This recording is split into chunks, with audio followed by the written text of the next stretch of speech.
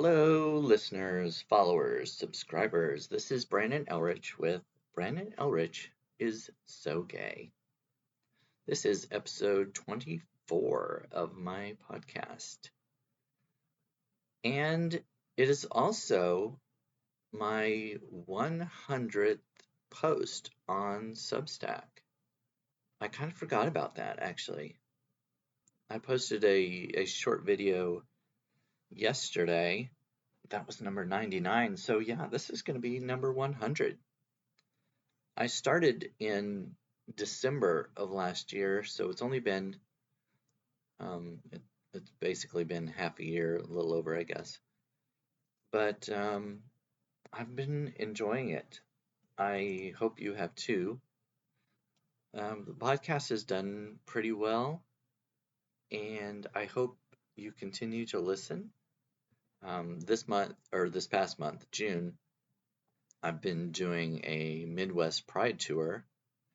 I went to Kansas City Pride Fest, KC Pride Fest, June the 7th. Then Ozarks Pride Fest in Springfield, Missouri on June 14th. Then Topeka Pride Palooza in Topeka, Kansas, June 21st, I believe it was. And then last weekend, I was at STL Pride Fest, St. Louis, Missouri, June 28th and 29th. So that was the end of June. But there is another Pride Fest in July. I guess nobody had one this weekend because it's Independence Day.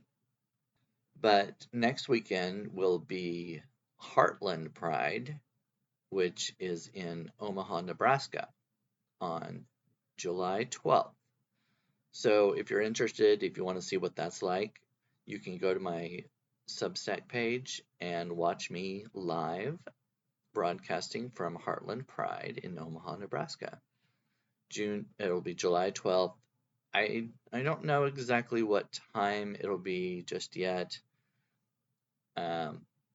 There's going to be a parade before the Pride Fest starts, and then let's see, I think that's at 11:30, something like that. Pride Fest starts at 12:30. I'll probably broadcast early afternoon, somewhere around 1:32-ish, maybe. But you can go to my Substack page, and if you subscribe to that, you'll see a notification of when I go live. An email should be sent out letting subscribers know when I'm going live. So please check that out. Come and tune in to the live video and leave some comments. There's a chat section where you can ask questions or comment on things you're seeing in the video. You can ask me things about what's going on, ask me to talk to people or whatever. I always enjoy interacting with people in the chat. I've been pretty good about recognizing when people come in. Sometimes the chat moves kind of quickly, and on the phone it can be a little hard to see all the comments, but so far I've done pretty well at catching them. So if you log into the video and leave a comment, I should be able to respond to you. I would appreciate that. I could also use your help in the financial area. If you have the means, please become a paid subscriber to my publication, Brandon Elrich is So Gay.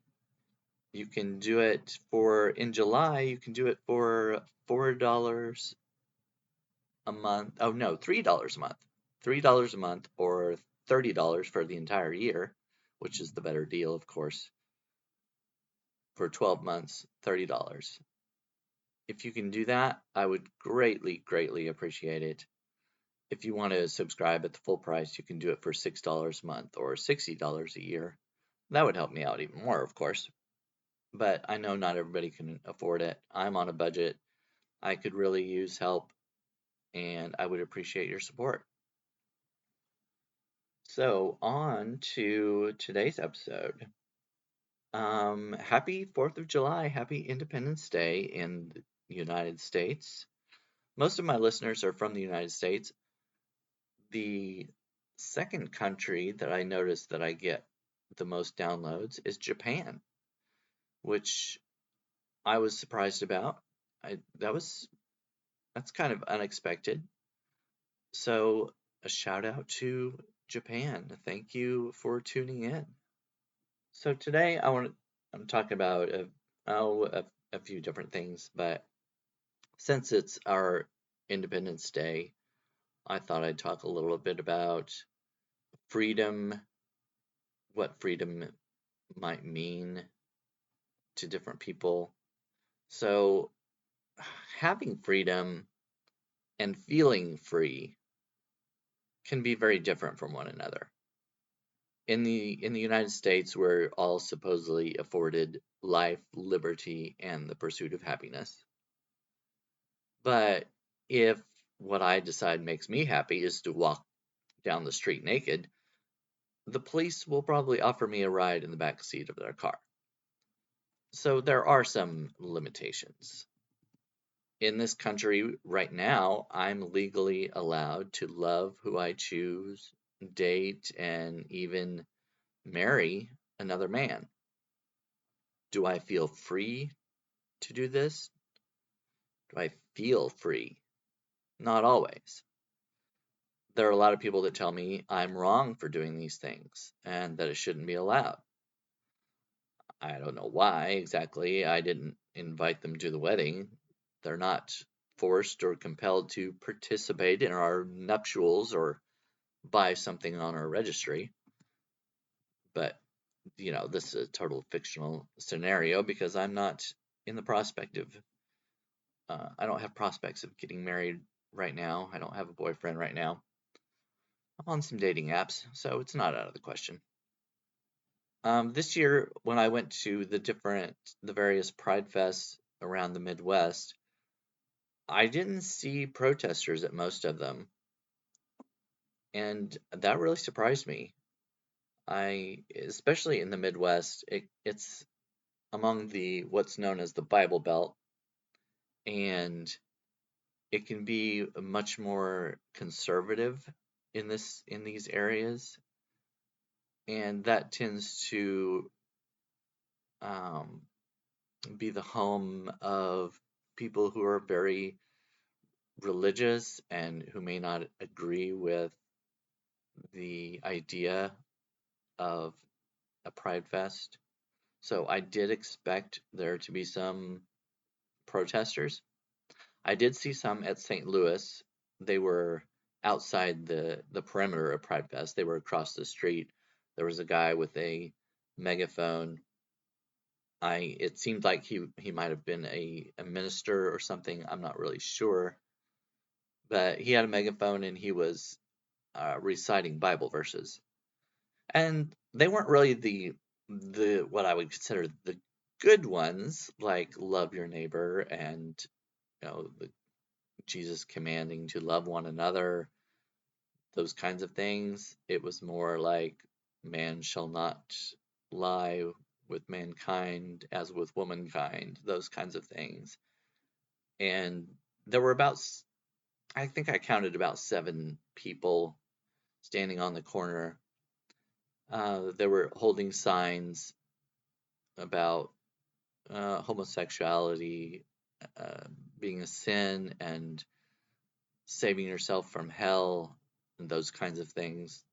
They weren't, they weren't loving, supportive messages, of course, but there weren't very many of them. Like I said, there was just over half a dozen, and that was the only place that I saw them among all the different places. Let's see, how many have I been to? 1, 2, 3, 4, and then I'm going to one next week. So I've only been to 4, but only 1 out of the 4 had protesters. So that's pretty good.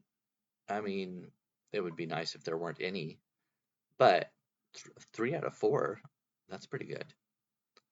And of course, I'll see next week if Heartland Pride brings out any protesters. I had planned on talking to some at some point, but like I said, I didn't see any until just last weekend, and they were outside the gates and had, the guy with the megaphone. I didn't approach them. If there are some at Heartland Pride in Omaha, I'm gonna try to talk to one of them. That was going to be my goal this year when I went to some of the Pride Fests. So I still have that goal. I want to see if one of them will talk to me if they are what do I want to say, respectful. We can have a respectful conversation. Anyway, at my local Pride Fest the last couple of years, there were protesters at the entrance to the parking lot of the venue. They're, the groups, they held signs that said things like "standing up for your children." If the protesters' children weren't attending the Pride Fest or the drag show, which I assume they weren't, then whose children are they worried about? Are they trying to parent other people's kids? I'm not saying those people shouldn't be allowed to protest because that's what free speech is, right? The problem is that it works both ways. What if a bunch of drag queens, or would you call them a quiver of queens, decided to protest outside of the church that these people attended? They probably wouldn't like that very much. They would they would throw quite a fit. And yet, everyone has their own beliefs, but to force those beliefs onto others, that's not the way to go. I have the liberty to go into any public place I want, but do I feel free to do that? Not always. Would I feel completely comfortable walking into a small town, country, or western bar holding hands with my boyfriend? No, not so much. I I'd feel pretty unwelcome at the very least, or very likely downright scared. And you may think that I'm stereotyping here, and maybe I am, but I'm also drawing from my own experiences. There are a lot of instances where gay people have been beat up and even killed, and a lot of times that does happen in rural areas. Freedom can be a state of mind. I can be given all the opportunities in the world, but still feel trapped. But on the other side, I can also be imprisoned and feel completely liberated.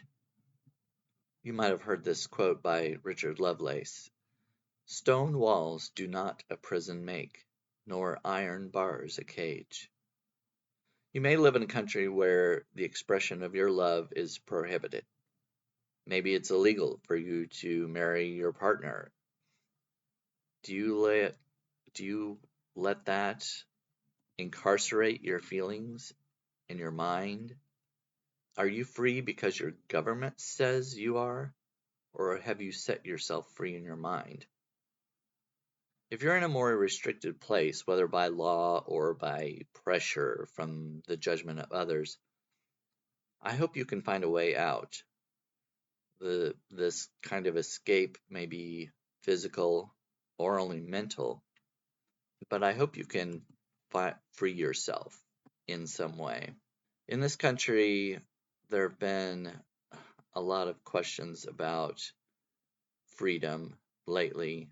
Under the current administration, there's there have been a lot of new restrictions. There's what's known as Alligator Alcatraz. You've probably heard about it. It's a place in Florida where it's a temporary migrant detention center. It's for housing, processing and deporting illegal immigrants. So in this new bill, I'm not going to say what they're calling it because I don't believe it's a very beautiful one, but ICE has been given a lot of funding, even more so than many um, military operations of entire countries in some cases. It makes me a little bit worried that it's going to get out of control, that they're not going to stop with just illegal immigrants. We've heard cases of people who are here legally who have been detained, arrested, just because of maybe their origin country or the way they look.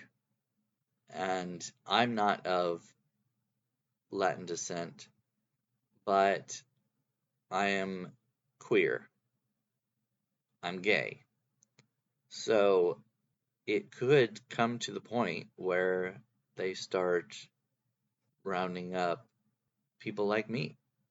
Instead of alligator Alcatraz, it could be more like alligator Auschwitz. In Nazi Germany, it wasn't only the Jews who were rounded up and killed. It was anyone that they didn't like, didn't fit their idea of a perfect person. And I'm not saying it will come to that, but there are signs that kind of point that direction.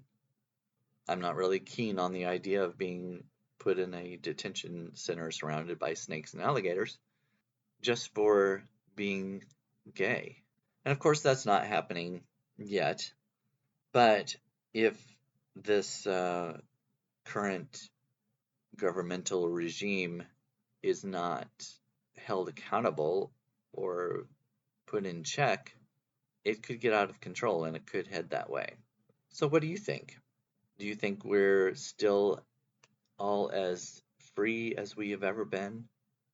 Are you worried about your freedom, your safety? If you're in another country, what do you think of the United States? Do you feel more free in your country? Do you feel like the US is still a more liberated place than where you are? I hope you will leave comments. I always enjoy reading what people think. I respond to comments. I'm not sure how it works with different podcast platforms. A lot of actually most of my podcast downloads come from Apple Podcasts. I don't know how it works on there, if they have a comment section or you have to come to my publication to leave a comment. But if you have to come to the publication, I hope you take that extra step. I would love to hear from you. I'd like to hear feedback from my listeners. So please visit my publication. And again, if you have the ability, if you can subscribe, become a paid subscriber, that would really help me out. So I think that's all for this time. I know I usually do kind of a more lighthearted, humorous episode, but today I just wasn't feeling it. I'll probably get back to my regular vibe next week. I did recorded an episode with my best friend Allie, and she's been on the podcast several times, and I think I will be publishing that next week.